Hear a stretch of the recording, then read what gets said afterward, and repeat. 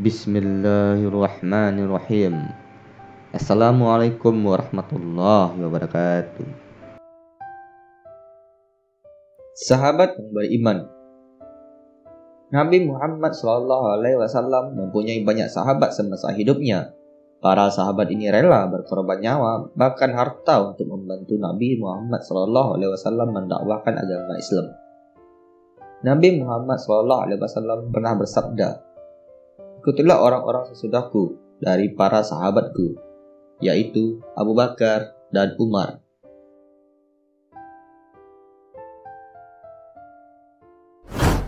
Namun sebelum lanjut, silakan diklik tombol subscribe dan nyalakan juga loncengnya, agar sahabat beriman bisa menambah pengetahuan baru melalui channel ini. Satu lagi, silakan simak video ini sampai selesai, agar sahabat tidak sampai gagal paham.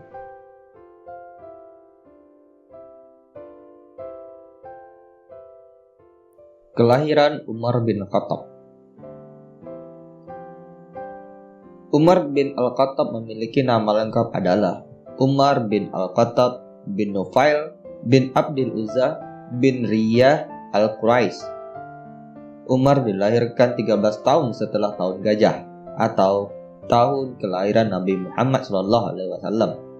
Ini berarti Umar radhiyallahu anhu lebih muda 13 tahun daripada Nabi Muhammad SAW. Sedangkan ibunya bernama Hantamah binti Hasim bin Mughirah bin Abdullah bin Umar bin Makhzum. Nasab Umar radhiyallahu anhu bertemu dengan nasab Nabi Muhammad SAW pada Ka'ab bin Lu'ay. Umar berasal dari kalangan keluarga terpandang di suku Adi, yang termasuk rumpun Quraisy. Umar memiliki kecerdasan yang luar biasa, bahkan dikatakan mampu memperkirakan hal-hal yang akan terjadi pada masa yang akan datang.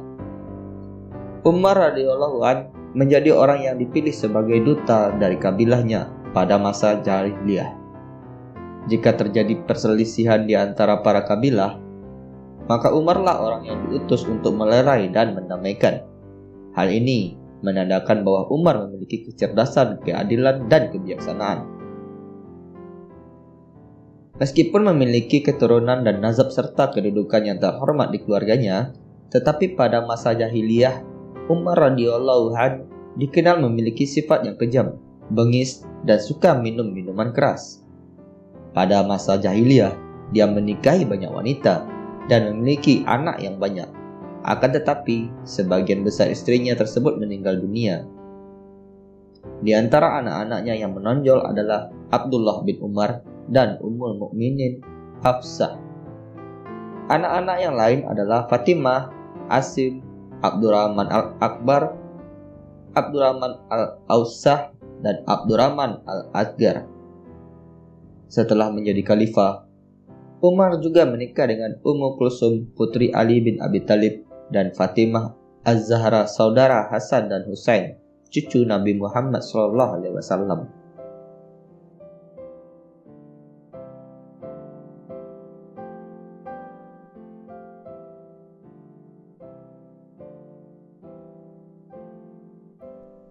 Memeluk Islam.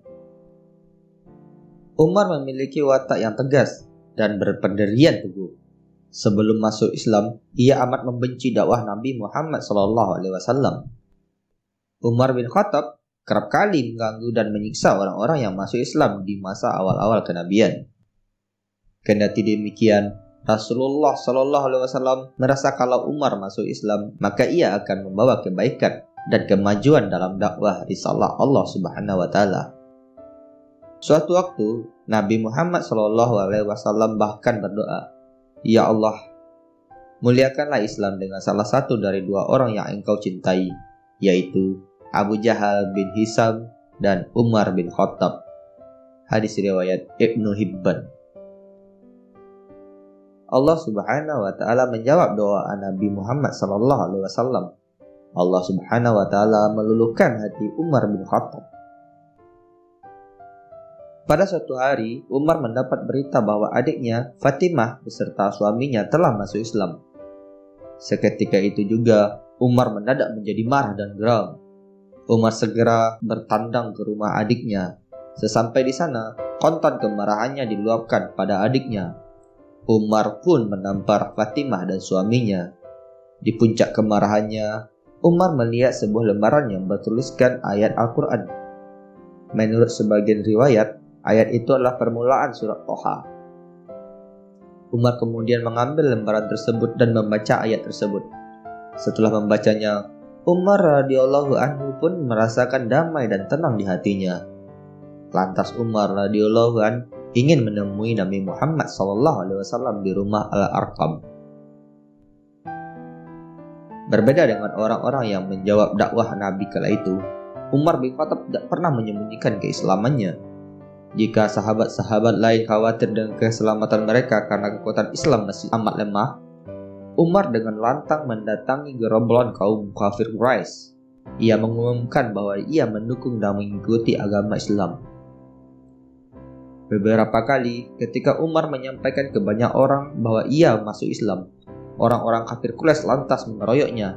Namun, karena kekuatan dan keperkasaannya, tak ada yang bisa mengalahkan Umar bin Khattab. Demikian juga ketika umat Islam akan hijrah ke Yathrib atau Madinah. Kala itu, kaum muslim berangkat sembunyi-sembunyi. Bahkan rumah Rasulullah SAW dikepung. Orang-orang kafir Quraisy bermaksud membunuh Nabi Muhammad SAW. Berbeda dengan Umar, sebagai perpisahan dengan Makkah, ia membawa pedang, menyelempangkan busur, dan menggenggam anak-anak panahnya.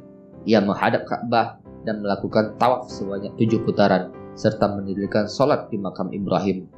Usai itu, ia mendatangi segerombolan kaum kafir Quraisy, lalu berkata, "Aku akan hijrah ke Madinah, melaksanakan perintah Rasulullah. Barang siapa yang ingin diratapi ibunya, ingin anaknya menjadi yatim, atau istrinya menjadi janda, hendaklah ia menemuiku di balik lembah ini." Namun tak seorang pun berani menjawab tantangan Umar. Karena keberaniannya itulah sampai-sampai sahabat Abdullah bin Mas'ud berkata, "Kami senantiasa menjadi mulia semenjak Islamnya Umar. Aku memandang tidaklah kami dapat salat di Baitullah Ka'bah kecuali setelah Islamnya Umar." Setelah Umar masuk Islam, ia menghalau kaum musyrikin atau orang-orang kafir hingga mereka membiarkan kami mengerjakan salat. Di keluarganya, sejak zaman jahiliyah dan Islam, Umar memiliki 7 istri, yaitu Zainab binti Makhzun, Mulaikah binti Jarwal, Ummu Hakim binti Al-Harits, Atikah binti Zaid, Ummu Kulsum binti Ali bin Abi Thalib, Jamilah binti Asim, dan Kharabah binti Abi Umayyah. Dari istri-istrinya itu, Umar memiliki 13 orang anak, terdiri dari 9 anak laki-laki dan 4 anak perempuan. Salah satunya adalah Hafsah binti Umar, yang merupakan salah satu istri Nabi Muhammad SAW.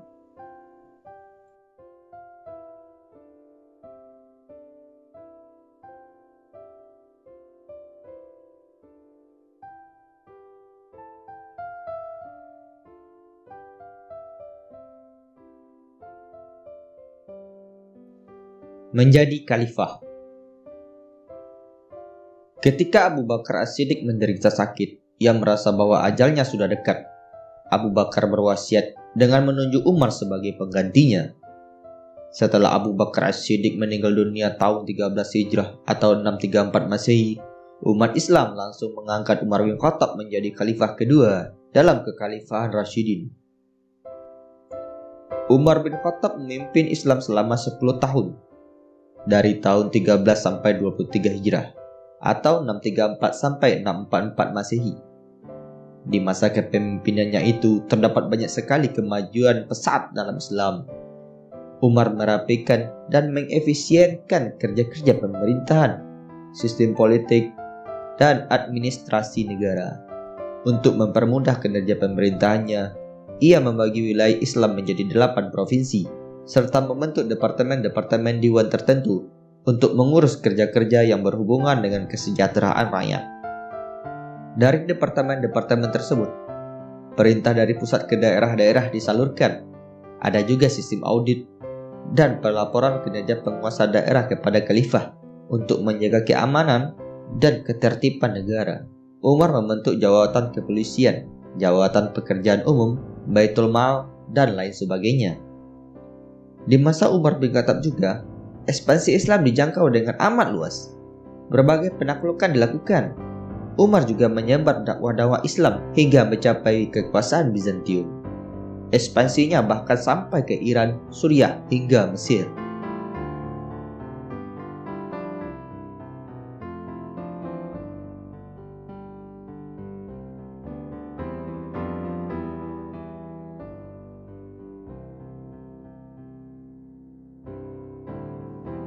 Perdagangan pada masa Umar bin Khattab.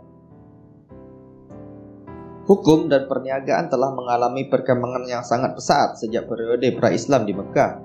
Perdagangan menempati posisi utama dan merupakan satu-satunya tumpuan kota.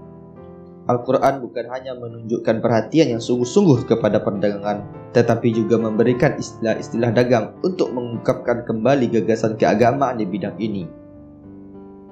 Islam mengakui 4 jenis kontrak dagang.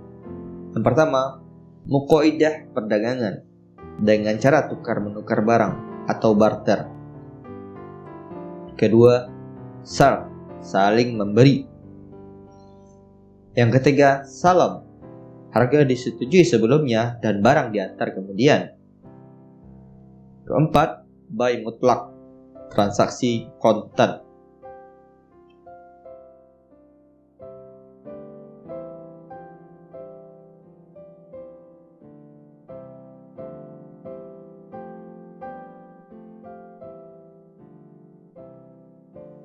Wafat.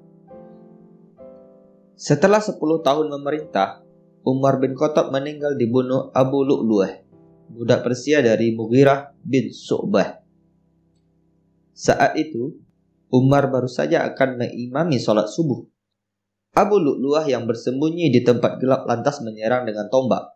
Setelah menusuk Umar, ia juga menyerangkan tombaknya ke saf bagian depan, serta menyerang dengan membabi buta. 6 sahabat meninggal dunia dan 7 lainnya luka-luka. Setelah dibawa ke rumahnya dengan kondisi luka parah, Umar bin Khattab mengembuskan nafas terakhirnya. Sebelum meninggal, Umar menunjuk sebuah panitia terdiri dari 6 orang untuk memilih pengganti khalifah Islam selanjutnya.